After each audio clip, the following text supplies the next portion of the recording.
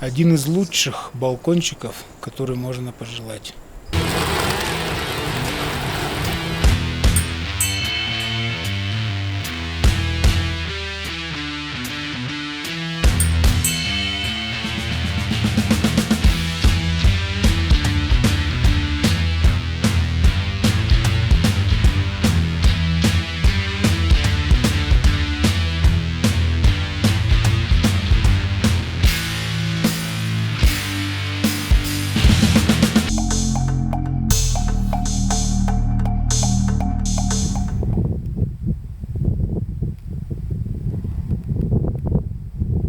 Внимательный зритель спросит меня: Ну что, Дима, ваша теория соблюдения ритуалов оказалась несостоятельной?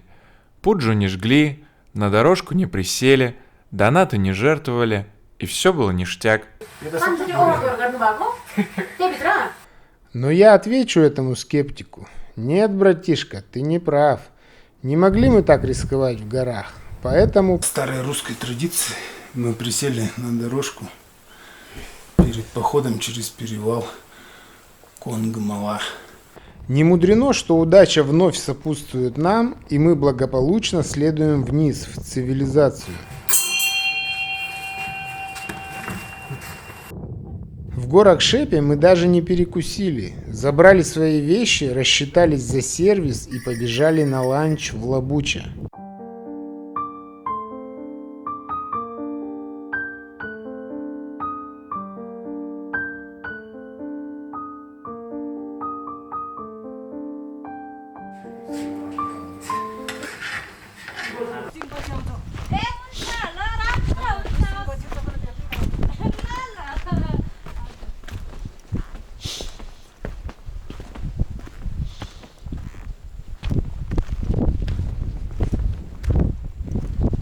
Let's go.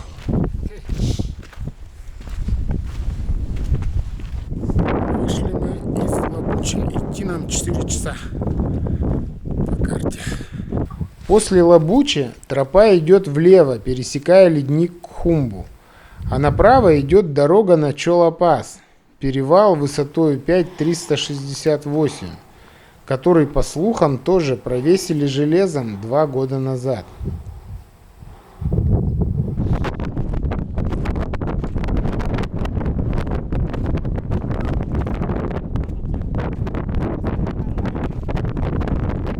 На леднике тут все просто. Пересекаешь его быстро по хорошо проторенной тропе.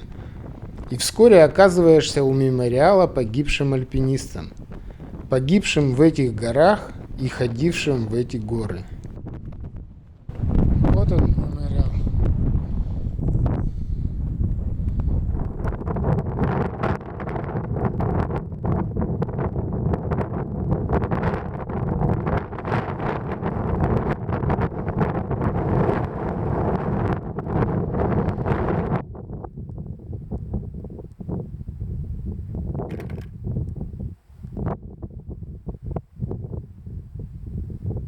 На самом верху стоят 2 чертана, один из которых установлен в память казахстанским альпинистам. Среди них имя Анатолия Букреева, погибшего далеко отсюда на зимней Анапурне в 1997 году. В центре мемориала чертан в честь Скотта Фишера, владельца компании Mountain Madness – горное безумие. Все читали «В разреженный воздух» Джона Каракуэра.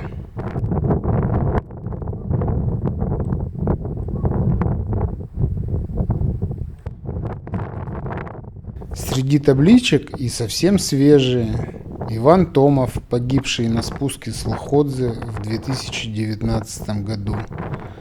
И древние, в честь погибших 40 лет назад и более.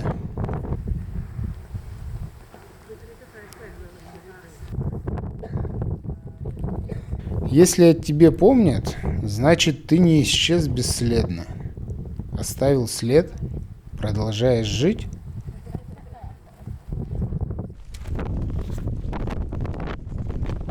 Удивительно, но мемориал – самое многолюдное место за всю мою поездку. Идем дальше. Не останавливаясь, проходим Дуклу. Тропа тут натоптана, но ветра обычно нехилые дуют из долины.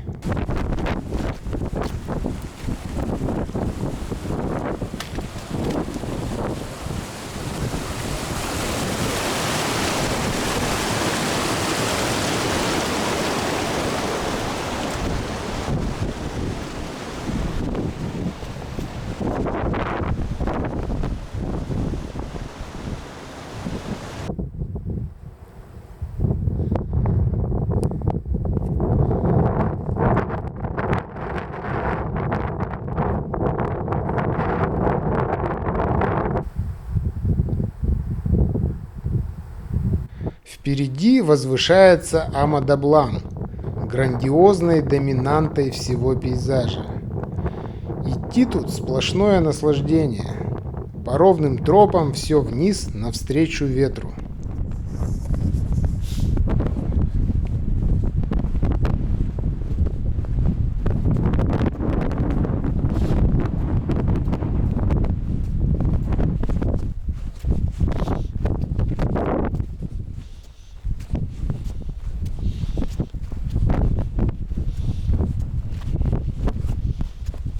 По пути попадается несколько пастушьих домиков и загоны для скота. Скоро придет лето, муссоны, на землю прольются дожди, трава зазеленеет, и пастухи с яками потянутся сюда, выше 4500, нагуливать жирок.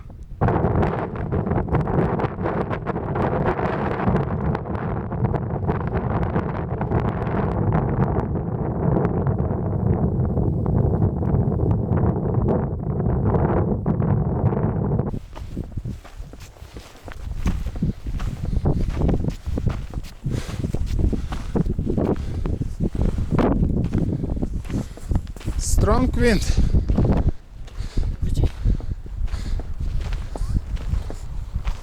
I said strong wind. Yeah.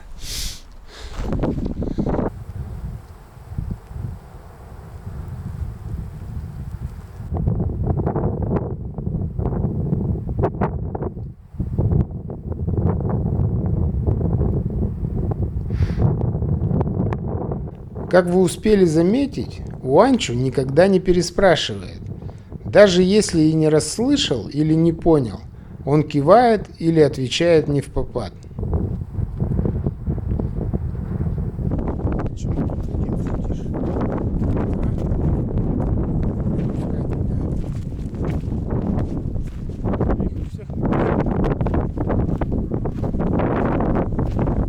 Нет?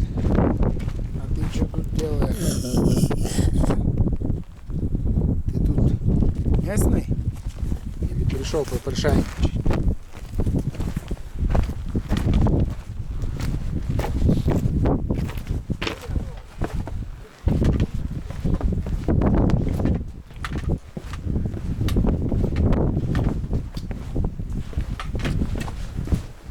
Hello. Do you have Wi-Fi? Yes, sir. Yeah, it's good. Okay, after dieting. Oh, nice place. Very good. Мы спускаемся к лоджу, где нас ждет мой баул, вкусный ужин, долгожданный Wi-Fi и посиделки у печки с гостеприимными хозяевами.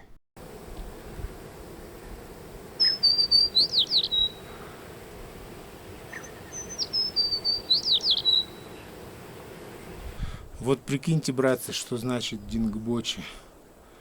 6:30, солнце уже греет, вода не замерзшая, можно умыться и попить чашечку кофе.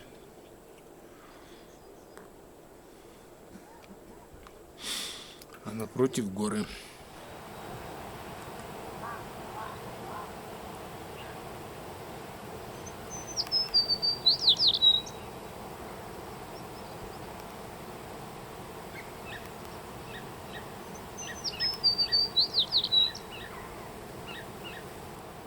Итак, друзья, это первый наш завтрак, или мой завтрак в Непале, аутсайд, на улице. Вот что значит спуститься ниже 5000. Это наслаждение. Так, собаки тут ходят.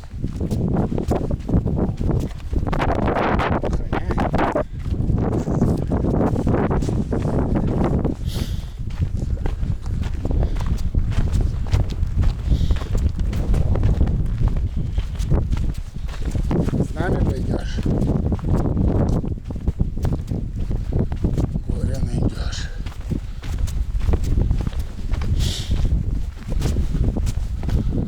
Ванчу не захотел идти по центральной дороге. Короче, что-то я погорячился, раздевшись. Сейчас дойдем до ступы, придется одеваться. Вечер вчера удался на славу. Мы поужинали 2 раза, бесплатно зарядили все, что заряжается, отправили все накопившиеся посты и ответили на все сообщения. Не знаю, как у Анчу, но у меня за 3 дня без интернета накопилось их больше сотни. И весь этот трафик за 300 рупий. Не знаю, почему тут такая щедрость, везде с меня брали 1000. Намасте. Вечером сидели у печки и рассказывали о своих приключениях хозяину и его молодому сыну. Они слушали нас внимательно, ведь снова в лодже из постояльцев мы были одни.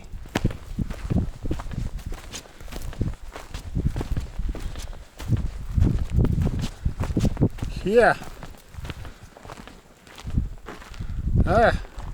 Ванчо.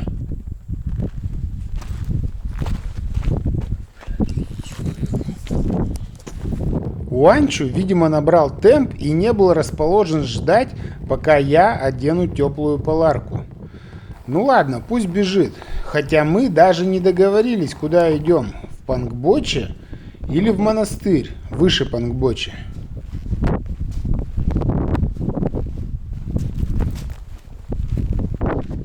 Выходим из Дингбоча.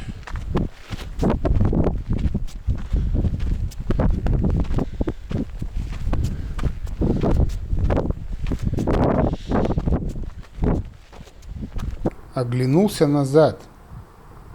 Меня провожали Нупцы и Лходзе. Возвращайся, братишка.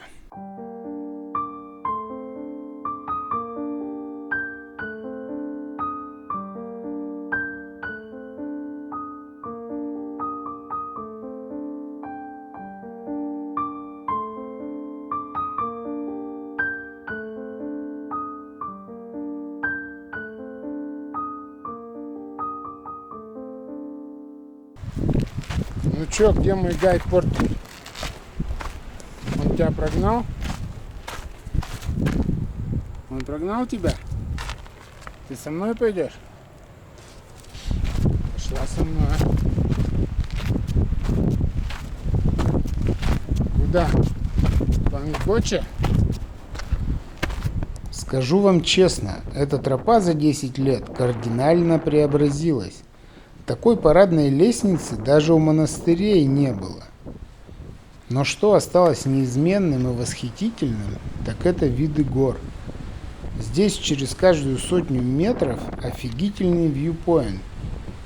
Доставай камеру и снимай. Поэтому для Уанчу тут халява. Он больше отдыхает на этой тропе и ждет меня, чем идет.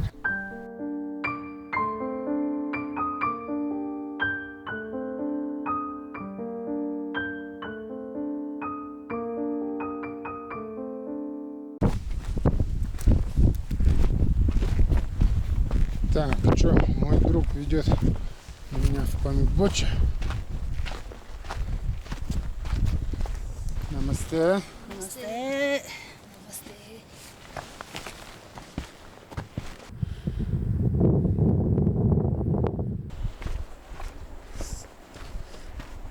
Так, друзья,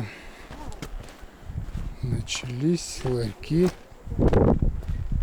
И я, походу, встретил первого иностранного туриста.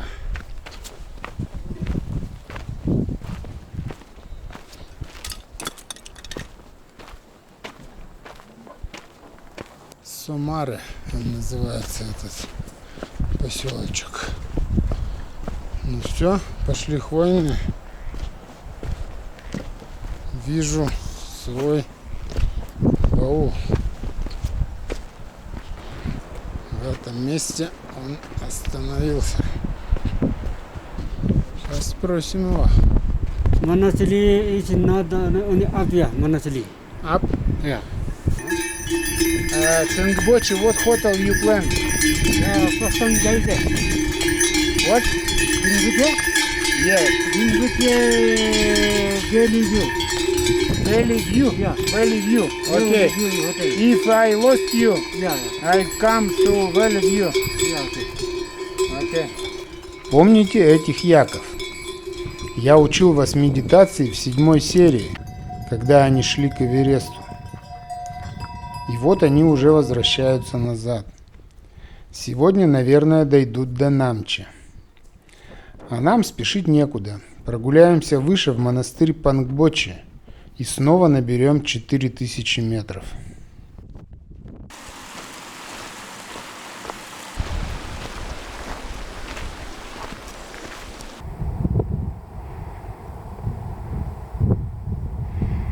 Вот посмотрите, какой он есть Пангбочи.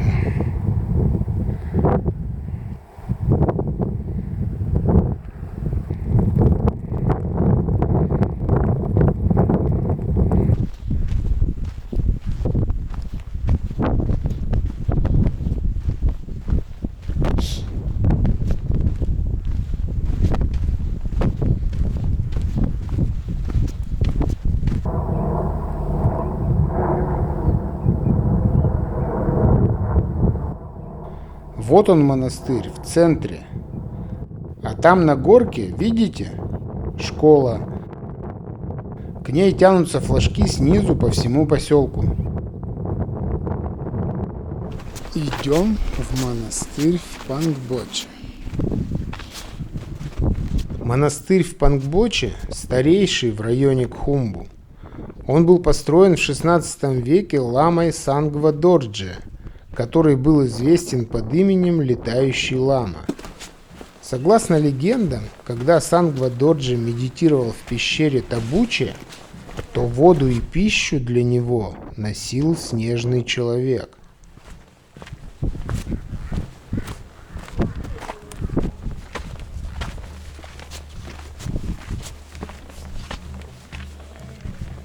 Сангва Дорджи посеял пригоршню волос йети, и из них выросла можжевеловая роща.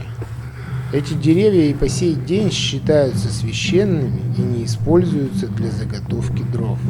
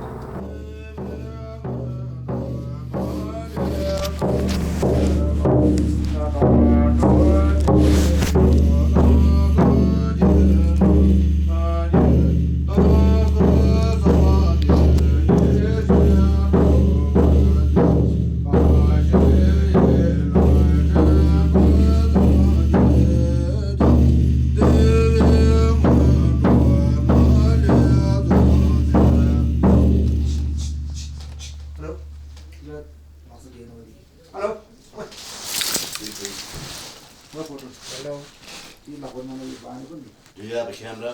Not allowed to take pictures. No picture. No? Yeah, no. Ну я все честь по чести, купил билет за 250 рупий, разулся, зашел в храмовый зал, стал слушать, камеру позабыл выключить. Но когда лама увидел глазок камеры, он грозно попросил ее убрать.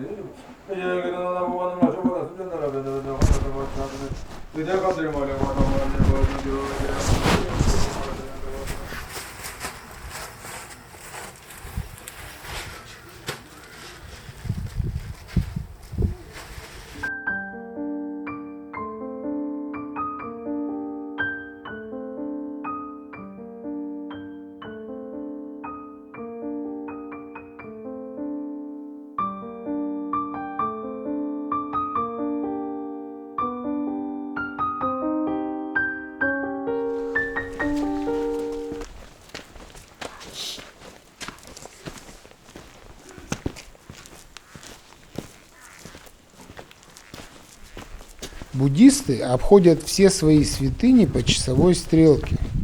Монастыри, мани-стоуны, молитвенные барабаны. Вот и Уанчу, несмотря на то, что несет баул, все равно идет длинной дорогой.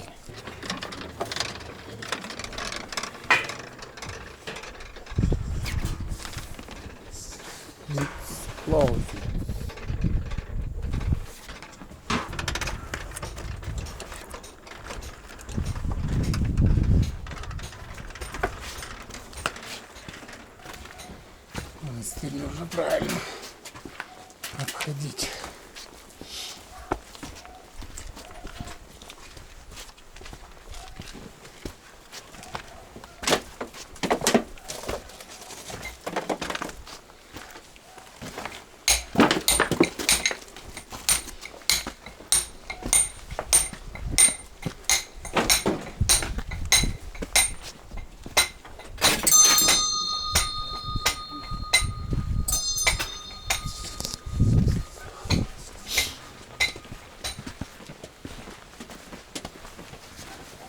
И тут, о чудо, нам встречается первая за весь трек группа иностранных туристов.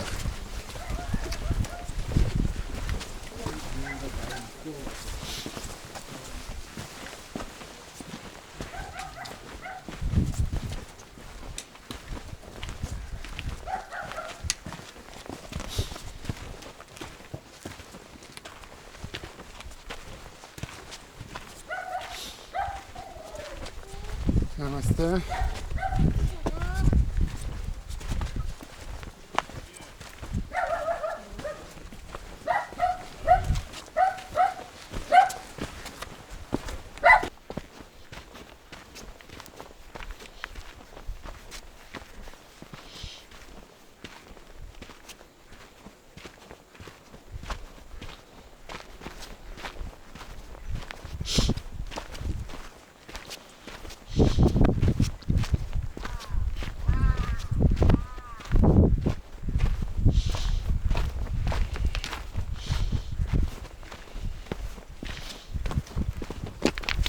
Теперь нам надо спуститься к реке и вон на ту горку подняться.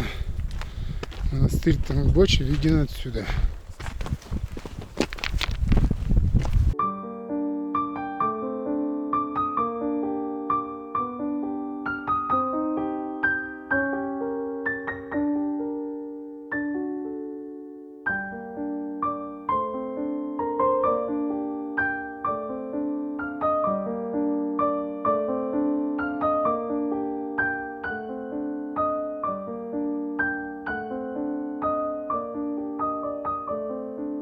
Вертолетная площадка монастыря Пангбоча с таким прекрасным видом на Мадаван. Народ тут что-то строит.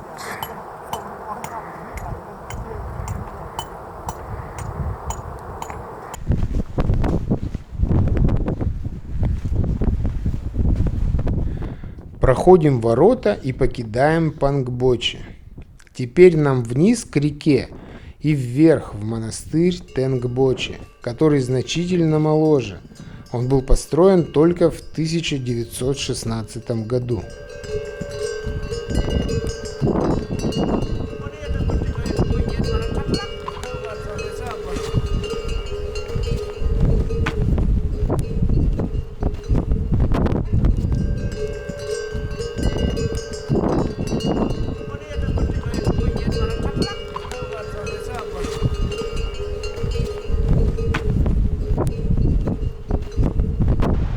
Круто, тут все обустроили.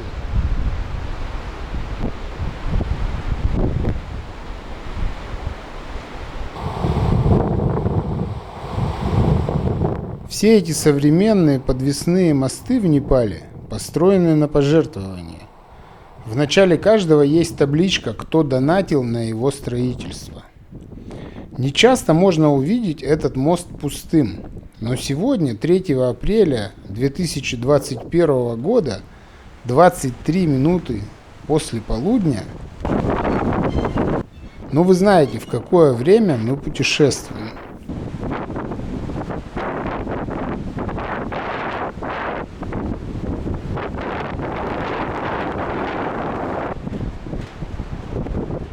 На том берегу кто-то пережидает меня, будто это не я, а караван Яков.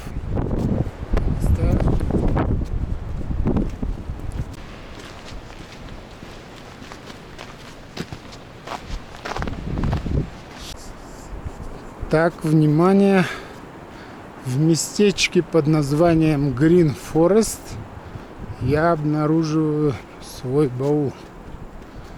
Это не просто так. Это не просто так.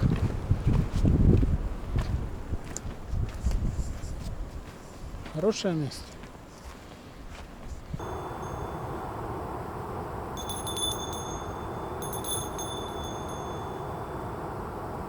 Это уже поселок Дебуча. Хотя мы давно по нему идем.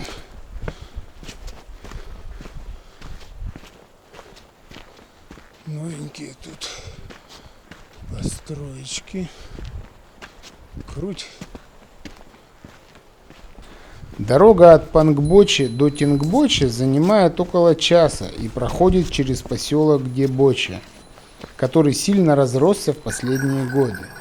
Здесь любят отдыхать восходители на Эверест и Лходзе перед решающим штурмом. Зона леса, много кислорода, солнышко, ну и древний монастырь тоже рядом.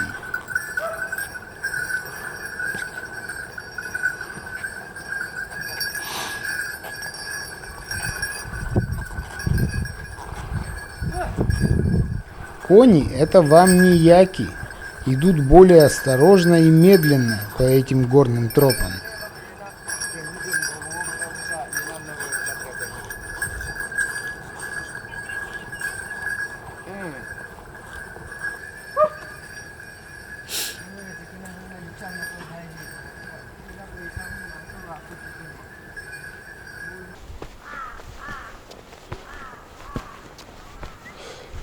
И вы приходите в Тенгбочи.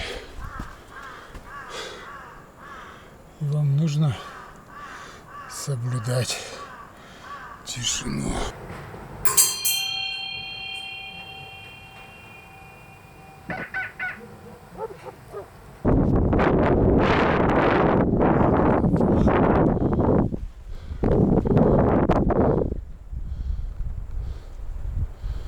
Офигеть.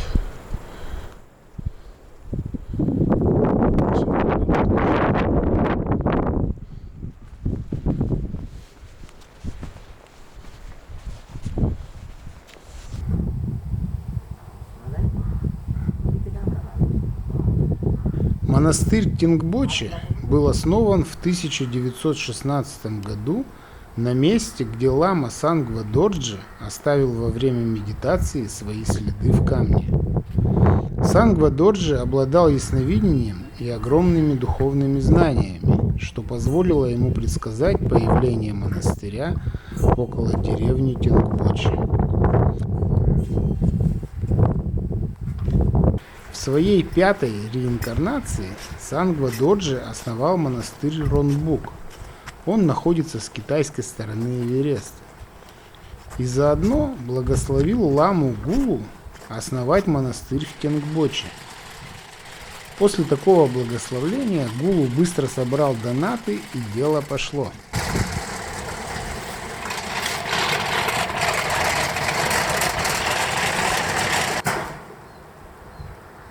В 1934 году монастырь был разрушен землетрясением, после чего был восстановлен. Но в 1989, 19 января, сгорел в пожаре. Пожар возник из-за короткого замыкания электропроводки, который быстро распространился и уничтожил множество ценных старинных рукописей, статуй, росписей и резных орнаментов. Растрескался даже каменный монумент с отпечатком левой ноги Сангвы Дорджи. Несколько путешественников, бывшие в то время в монастыре, помогли спасти от огня некоторые книги и картины. Монастырь пришлось второй раз восстанавливать. Пожертвования на это дело собирались по всему миру, что и позволило завершить восстановление достаточно быстро.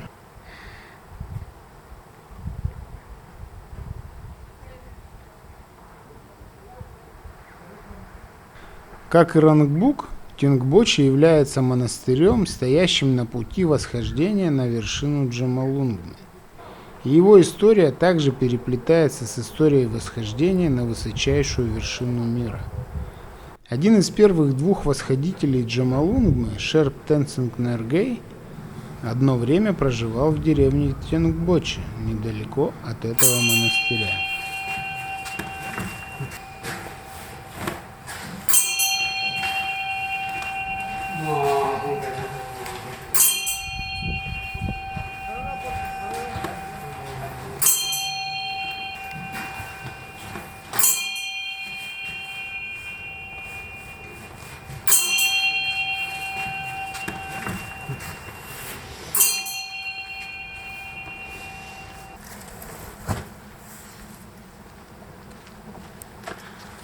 Друзья, вы зацениваете, как тут красиво? Сейчас я тоже похожу вокруг этой ступы. Ванчо уже обошел кругов 5.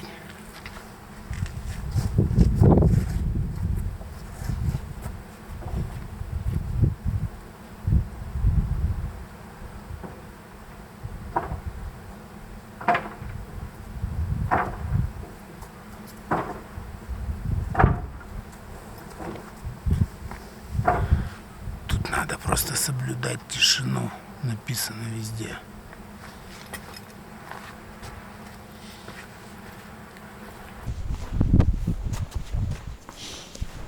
Сейчас монастырь надо обойти кругом по часовой стрелке. Только потом в него заходить.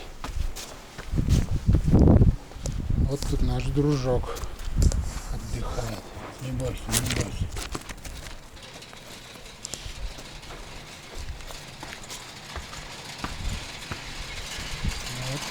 Ванчо крутит все эти барабаны. Придется нам крутить.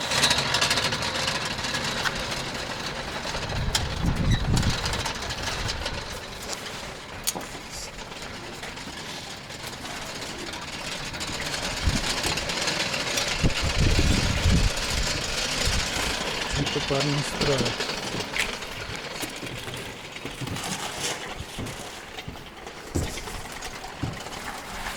Оу.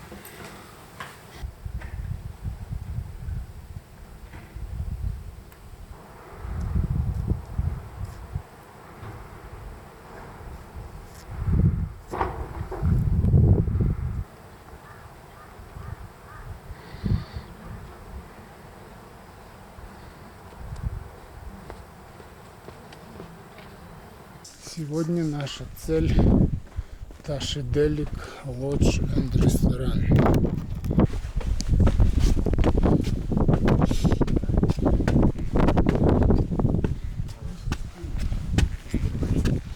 Namaste. Namaste. Good view. Good hotel.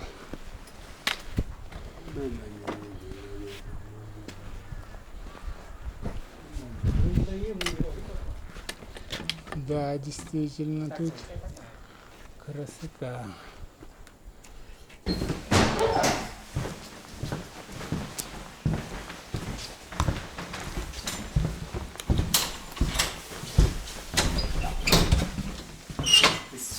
Oh, nice.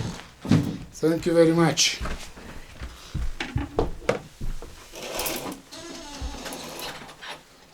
But not good view. Yeah. Но одну горку видно. Everest देखते हैं room change Everest or the next side in the good If it can.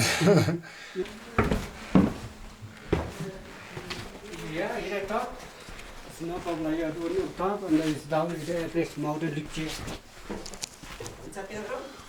It's good. yeah I Yeah, think okay. it's good.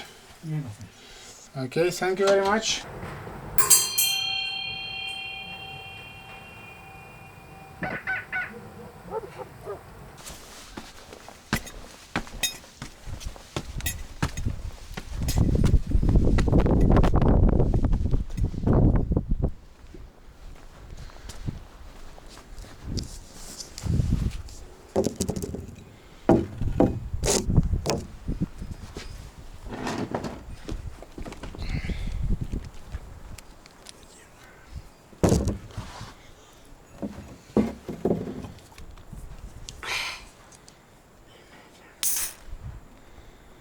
Позвольте мне побаловать себя баночкой яблочного сока в компании дедушки 86 лет, здоровье которого, по его словам, на высоте Эвереста, за исключением суставов.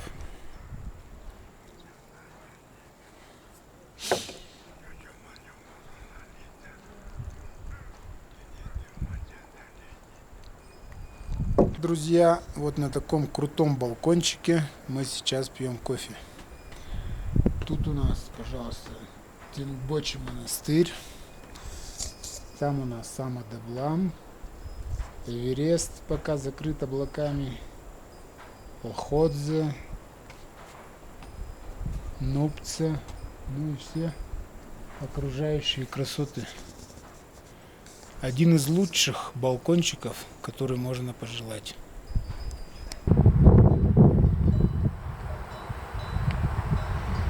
В Тенгбочи много интересных мест. Есть где погулять. Давайте сначала сходим к памятной табличке легендарному российскому альпинисту Владимиру Башкирову. Если стоишь лицом к воротам монастыря, нужно обойти его слева и идти по тропе между монастырскими постройками и Мани-Стоуном на входе в поселок. Когда постройки закончатся, нужно идти по тропе по гребню. Владимир Башкиров умер на спуске с вершины Лходзе средняя от остановки сердца. У него за плечами было 9 восьмитысячников. «Победа любой ценой – это вовсе не мой девиз», – говорил Владимир. «Я вершине даже полпальца не отдам. Их у меня всего только 20. А вершин вон сколько. Я считаю так. Обморозиться, а тем более погибнуть, значит потерпеть поражение. Смерть в горах всегда чья-то ошибка, если это не стихия. Это чей-то непрофессионализм. Потом пройдете 2 вертолетные площадки, идите дальше. Мы многого не знаем о тайнах человеческого организма. Верно, так бывает. Гибнут люди вроде бы сильные, волевые, несгибаемые, как раз и ломаются. А вот гибкие, тут есть одна тонкость. Надо уметь вовремя сменить программу. Вот ты идешь вверх, но уже на грани. Надо это понять и вовремя повернуть вниз. Сменить программу это очень трудно. Вот и получается, побеждают люди осторожные, если хотите, даже трусоватые. Вот такие мудрые мысли. Но человек полагает, а Бог располагает.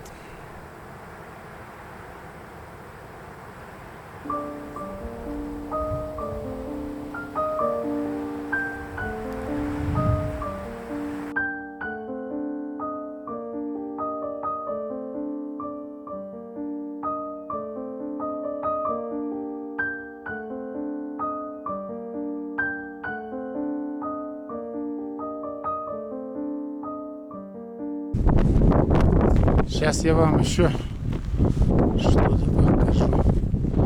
Нужно идти в другую сторону. В сторону Кантега. Че догнал меня чувак и говорит, ты куда идешь? Я говорю, вон к тем гомпам. А он мне показал, там наверху, смотрите, еще одна есть. Но я туда не пойду, у меня фонарика нет. От ворот Тенгбочи в противоположную от монастыря сторону идет гребень, на котором развивается множество молитвенных флагов и стоят ступы. Я решил прогуляться туда перед ужином. Гребень поднимается в сторону красивой горы Кангтега, похожей отсюда на подводную лодку. Ее высота 6783 метра. На 65 метров выше более известной Тамсерку. А пока я гуляю вверх-вниз по гребню, расскажу-ка я вам о долине Солок-Хумбу, раз уж мы 4-й день по ней путешествуем.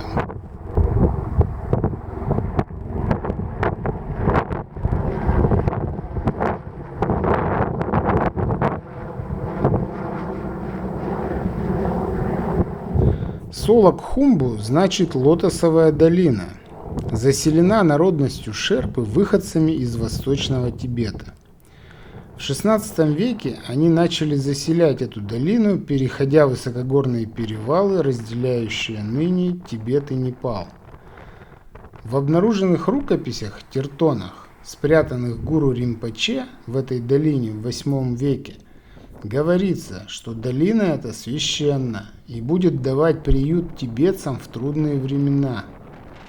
Гуру Римпоче медитировал здесь в пещере, расположенной над селением Хумджунг, недалеко от Намче-Базара. После его медитаций Солок-Хумбу очистилась от злых духов и стала священной, местом, прекрасным как для практик, так и для проживания добропорядочных людей.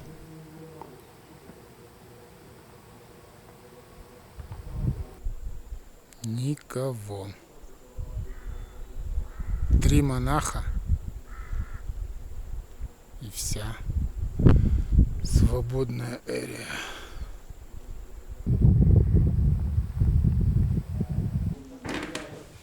Итак, друзья, у нас тепло. У нас тепло. Случилось чудо. В нашем отеле есть туристы. The first time in our hotel is tourists. Целых 6 человек. И они решают, куда им пойти. Вот так вот, на 15-й день нашего трека мы встретили людей.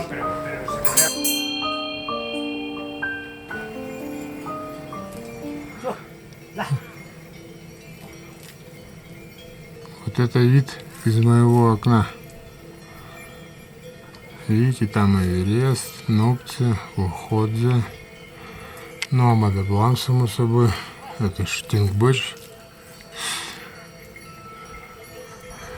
Ну и вот тут уже в 6 утра яки снизу идут. Вот тибетский мастиф тут гуляет перед окном. Видите? Красота. монастырь просыпается.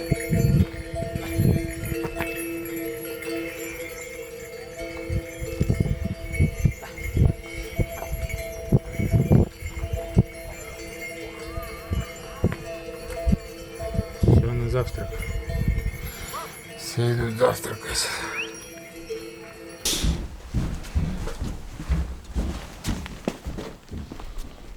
Красота.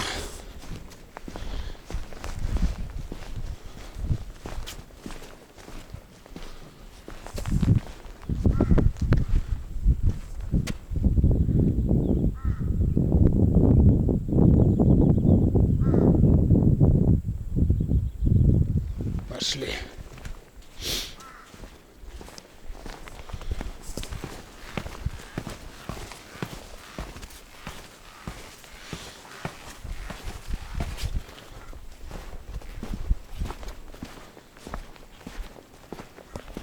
Проснулись рано, не спеша позавтракали и в 6:40 выходим из Тингбочи. Вот еще одно преимущество соло-похода. Ты никогда никого не ждешь, за исключением своего портера. Но у Анчо нынче у меня попался расторопный. Всегда готов четко к назначенному времени и даже раньше. Go forward. Конечно, лучше по холодку добежать до Намчи, чтобы потом жарким днем принять душ, побриться и в полной мере насладиться атмосферой столицы шерпов.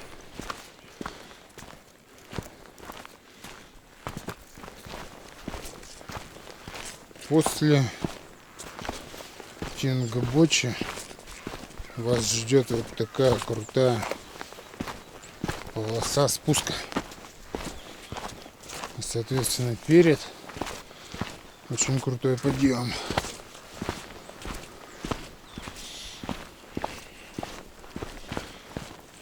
В 2011 году, когда мы вышли, тут было снега по щиколотку. А внизу цвели рододендроны, и они все были в снегу, цветочки. Красота была неописуемая. Посмотрим, что сейчас.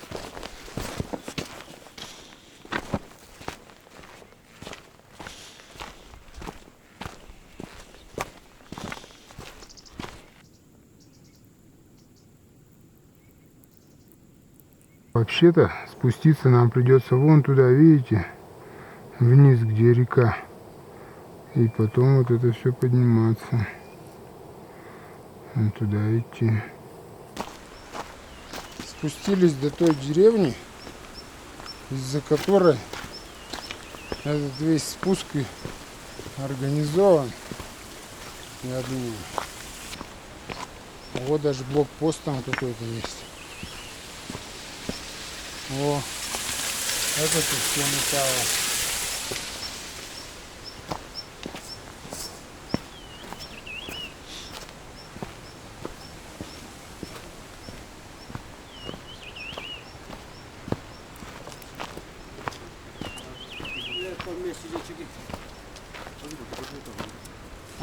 Where is my permit? Yeah, we're checking down. Вот что-то там они пишут из моих паспортов.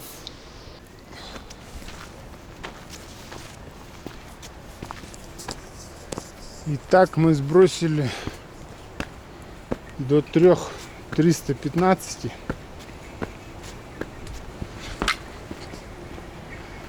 И теперь будем набирать.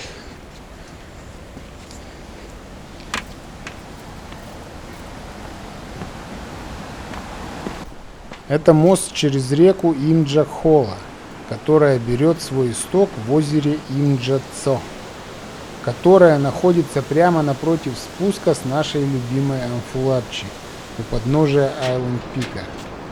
Потом течет мимо Чукунга, Дингбочи, Пангбочи, Тянгбочи. Вспоминаете, как мы шли по этим местам? О, толпа яков. Останавливаемся попить. Везут газовые баллоны. опять потянулись навстречу яки.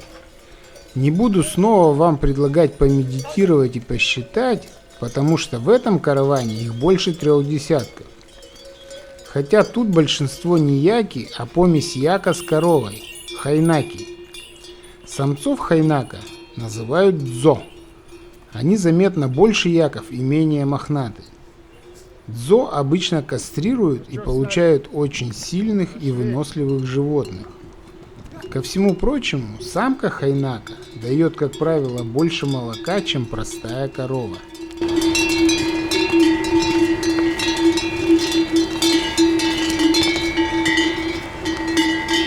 Намасте. Намасте.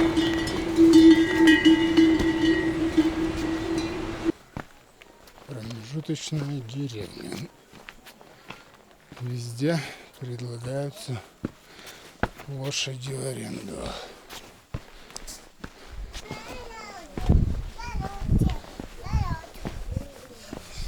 Slowly go. Yeah, okay. Oh, good dog.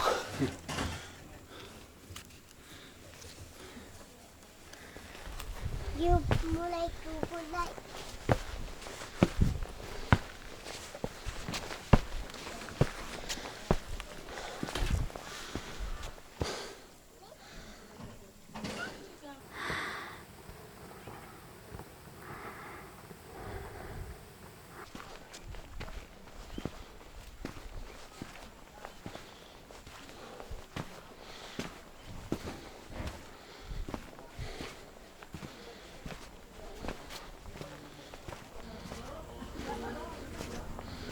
Вот тут уже начинается распродажа.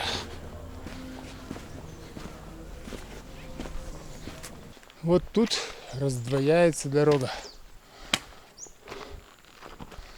на Тенгбочи, то есть Эверест, Бейскэмп, и на Гокио.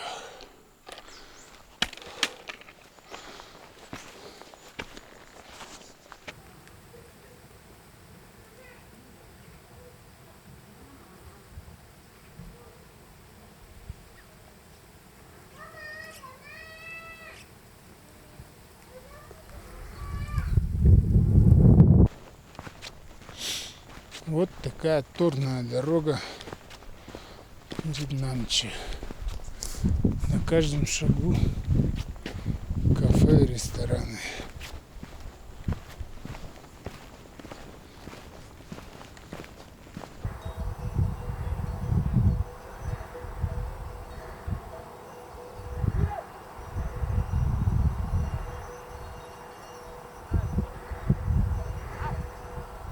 Вот где тут собирали деньги на постройку дороги. И смотри-ка ты, построили.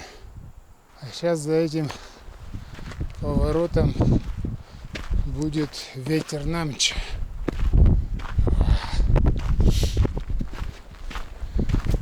Ступа в честь Тензинга.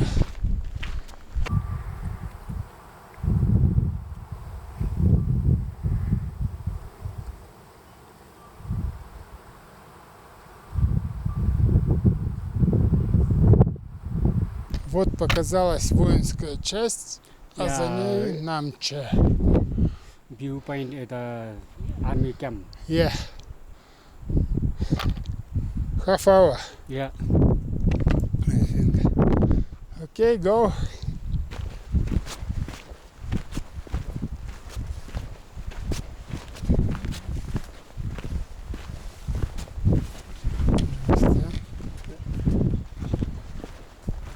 Через 3 часа после выхода из Тенгбочи мы входим в Намче. Намче-базар – столица шерпов. Город, раскинувшийся амфитеатром на склонах горы. Город, лежавший на торговых путях из Тибета в Непал. Правда, сейчас перевал, через который доставлялись грузы, закрыт и охраняется китайскими пограничниками. Но Намче-базар из торгового центра превратился в туристический. Любой альпинист или трекер, решивший посетить долину Солок-Хумбу, обязательно проведет в Намче и не одну ночь. Намчи процветает и все время растет вверх по склону за счет строительства новых гостиниц. В доковидные времена Намчи походил на муравейник, по разноуровневым дорожкам которого перемещались сотни туристов, альпинистов, паломников и шерпов, обслуживающих всю эту массу. В Намчи своя атмосфера с запахами пекарен, настоящего кофе и индуистских благовоний, со звоном колокольчиков яков, лаем собак, музыкой и разноязыким говором туристов. Так, указатель. Mountain Kailash Lodge. О, уже пришли. Значит, будем где-то жить высоко. Вот этот друг с нами. Ты с нами?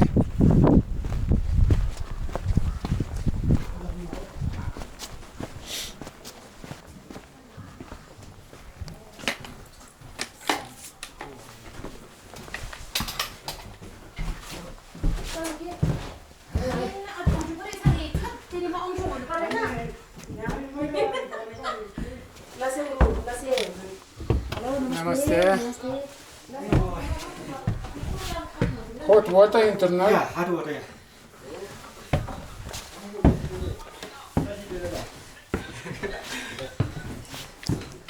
Yeah, shower. Kindly. 얘들아 더 얘들아 야 One nice water. Хозяева жестко заинтересованы в туристах. Снова в отеле я один. А в былое время, в сезон, они рассказывали, что заняты все номера и туристы спят в дайнинг-руме на скамейках.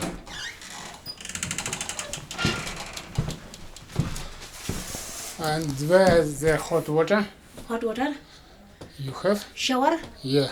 yeah call it gas or gas shower How much? 400 400. yeah Okay. And where it gas shower? gas shower yeah Where? one step down Down. Yeah. Here in. one step down and then shower no cold very good shower yeah gas shower Вид из моего окна.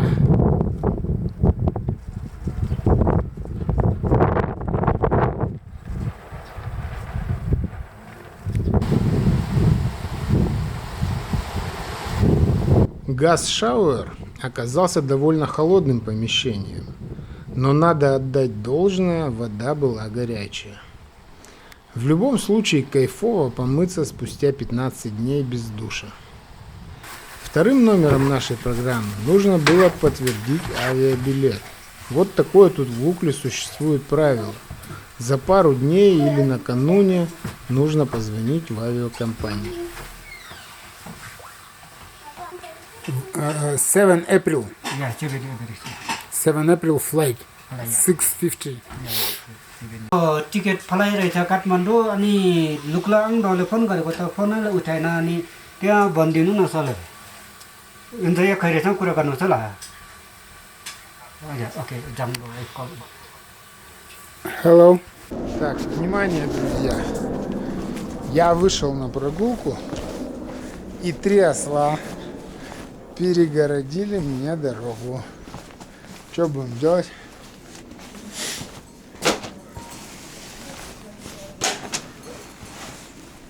Что будем делать? Пускай.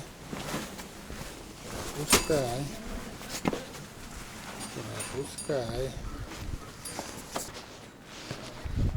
О, какой найс. Такой холодно, блин, сегодня.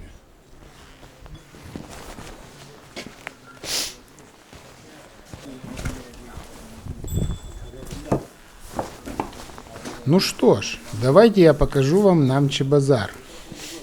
Его разноуровневые улочки состоят из входов в отели, кофеен и магазинов аутдор снаряжения. Цены, конечно, слегка дороже, чем в Катманду, но если у вас не было времени на шопинг, тут можно докупить необходимые вещи. Помимо снаряжения, тут продают всякие нужные вещи ручной работы. художество с буддийским уклоном, танки, мандалы. Ну и самые мною любимые вещи – это шапки из шерсти яка. В каждом походе прикупаю себе парочку.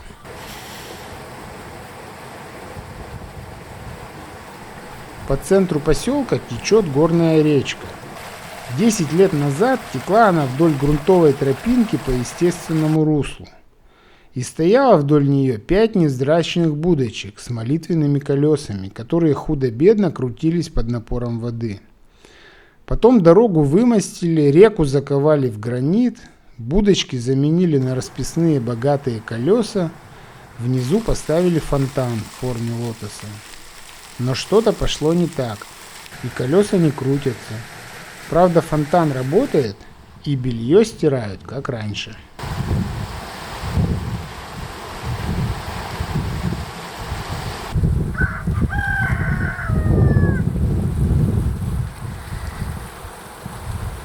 Идем дальше.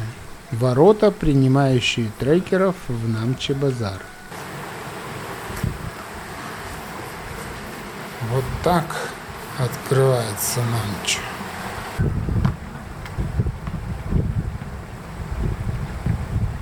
Сеточный мяч, не самый высокий рост, это и блокирующий, 186 сантиметров. Ну, такая достаточно хорошая подача. Хорошая подача, и Котова так на тоненького выигрывает.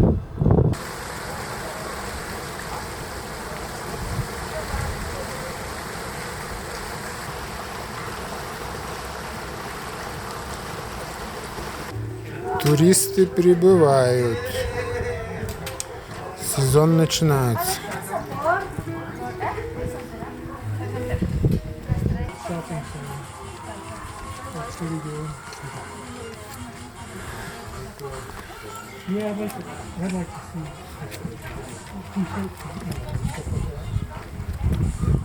Так, вот тут какой-то лодж снесли и строят, блин, серьезную какую-то хрень.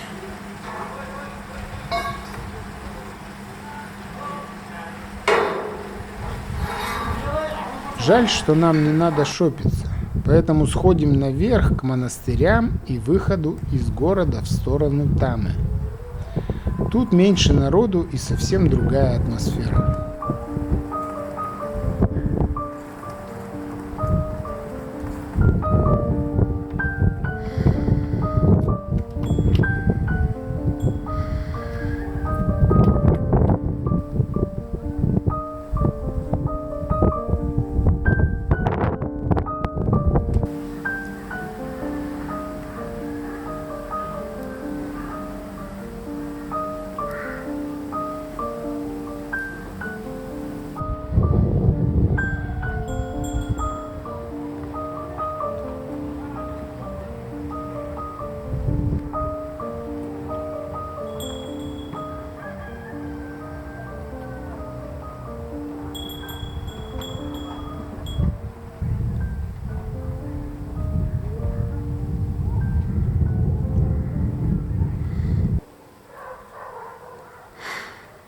Тут кругом какие-то монастырского вида дома.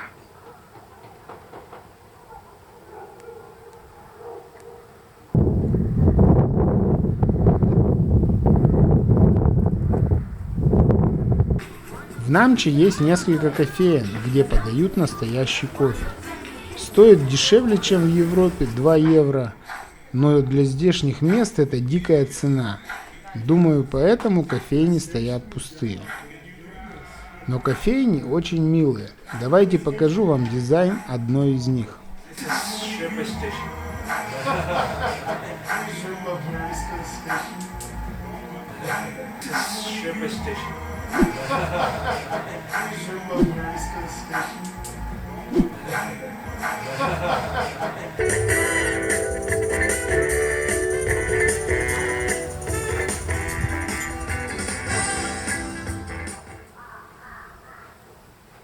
Вечером пили иван-чай на кухне у хозяина лоджа. И Уанчу хвастался, как мы ловко пролезли Амфулапчу.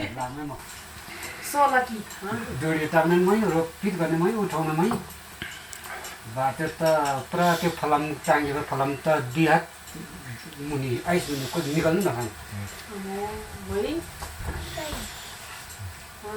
धमा अनि के गरे टपबाट उनले पनि ढोडी टाक्यो यता 100 मिटर उता 100 मिटर 200 मिटर अनि उठायो ढोडी डोरी उठाएर होइन डोरी अहिले यो उठाएर सब पराइदियो लास्ट टाइममा म पाँचचोटि अदर गरेर आउनु लाग्थ्यो ओ मैले ढक्सिङ यो त पाँचचोटि ओभर गर्नु भएको त्यो भित्र ल चाहिँ त्यो डोरीमा डोरीमा किन अनि आज अनि एकचोटि बाटो खेल्नु गयो एकचोटि डोरी लगेर फिट गर्यो फेरि यो एकचोटि उता 5 मा पुऱ्यायो फेरि म फर्केर आएर फेरि बेडिङ दिन आयो अनि बेडिङ पुऱ्यायो फेरि एकचोटि फर्केर फेरि डोरी उठाएर बुझायो यो चाहिँ टपमा हो टपमा टपमा हो त्यहाँ त फेरि त्यहाँबाट पनि टपबाट पनि फेरि कोङमला पास गराएको 3 पास फेरि हजुर फेरि कोङमला त्यहाँदेखि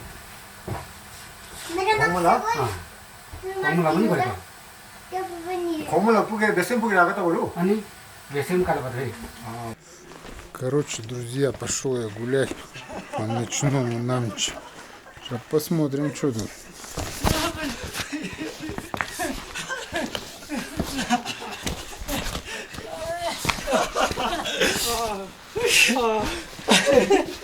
Это интересно.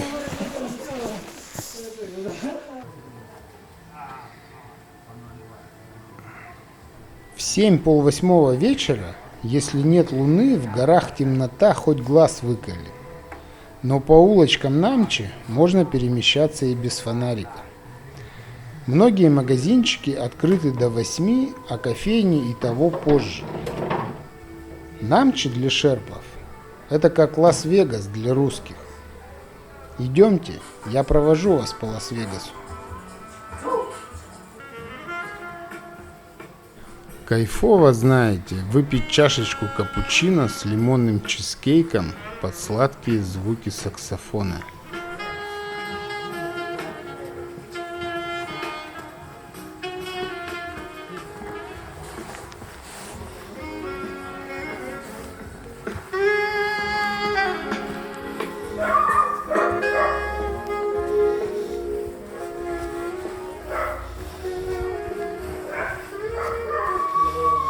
Hello, are you open?